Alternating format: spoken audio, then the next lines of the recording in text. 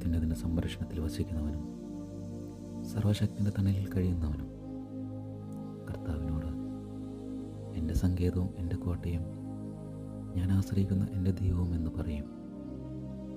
അവിടുന്ന് നിന്നെ വേടൻ്റെ കെണിയിൽ നിന്നും മാരകമായ മഹാമാരിയിൽ നിന്നും രക്ഷിക്കും. തൻ്റെ തൂവലുകൾ കൊണ്ട് അവിടുന്ന് നിന്നെ മറച്ചുകൊള്ളും. അവിടുത്തെ ചിറകുകളുടെ കീഴിൽ നിനക്ക് അഭയം ലഭിക്കും. അവിടുത്തെ വിശ്വസ്തത നിനക്ക് കവചവും പരിചയമായിരിക്കും. രാത്രിയിലെ ഭീകരതയെയും പകൽ പറക്കുന്ന അസ്ത്രത്തെയും നീ ഭയപ്പെടേണ്ട. ഇരുട്ടിൽ സഞ്ചരിക്കുന്ന മഹാമാരിയെയും നട്ടുച്ചയ്ക്ക് വരുന്ന വിനാശത്തെയും നീ പേടിക്കേണ്ട.